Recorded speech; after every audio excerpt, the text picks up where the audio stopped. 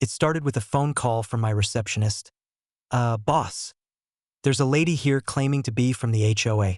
She says we're violating neighborhood office aesthetic standards. I nearly choked on my coffee. My office? It wasn't a neighborhood home. It was a full-blown 3-story business complex on the edge of town. Still, curiosity got the better of me, so I headed down. Sure enough, standing in the lobby with her neon sun visor, oversized sunglasses, and a binder thick enough to choke a horse was Karen, the HOA's self-appointed compliance chair. She was glaring at the lobby decor. These tiles are not HOA approved. And those potted plants? Hideous. You're in violation of community uniformity standards. I raised an eyebrow. Ma'am, this isn't an HOA subdivision. This is a private office complex. Karen whipped open her binder and jabbed a manicured finger at a map. Nope. According to our new boundary revisions, this entire block is now under HOA authority. Which means, she tapped her pen against my chest. You're in my jurisdiction. I had to bite back a laugh. Jurisdiction? You can't redraw boundaries just because you feel like it. Her nostrils flared. We voted on it at last week's board meeting. It passed unanimously. Yeah, I smirked. By you and your 3 wine-drunk friends? That's when she snapped. She pulled out her phone and dialed 911. Yes, hello? I need police immediately. We have a trespasser refusing to vacate this property. The entire lobby went silent. My receptionist looked horrified. Karen stood with her arms crossed, smug as could be. 5 minutes later, 2 patrol cars rolled up. Officers walked in, hands on their belts. Karen pounced on them immediately. Arrest him. He refuses to comply with HOA directives and is illegally occupying this office. The lead officer blinked. Ma'am, he's the owner of this complex. Karen's smile faltered. Excuse me? No, this land belongs to the HOA now. We passed a motion. That's when I pulled a fat leather folder from behind the desk.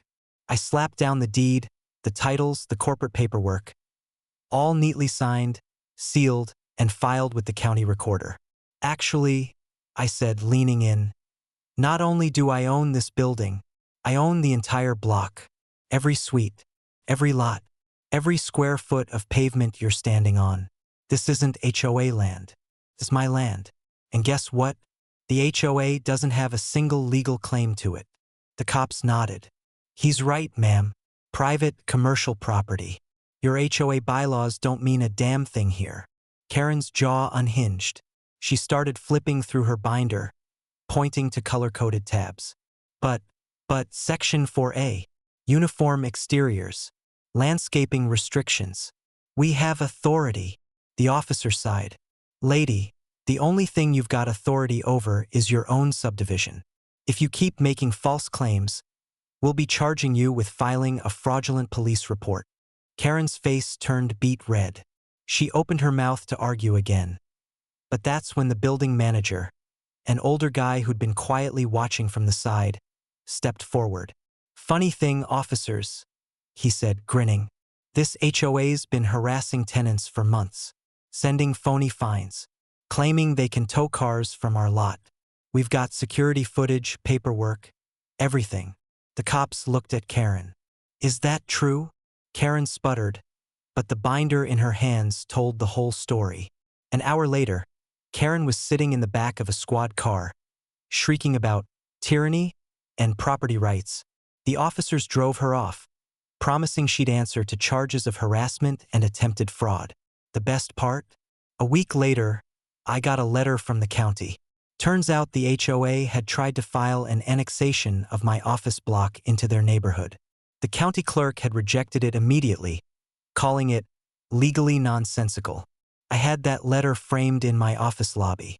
Right next to it, I hung a sign, private property, not HOA land. Trespassers will be prosecuted.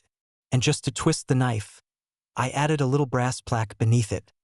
Owned by the man Karen called 911 on.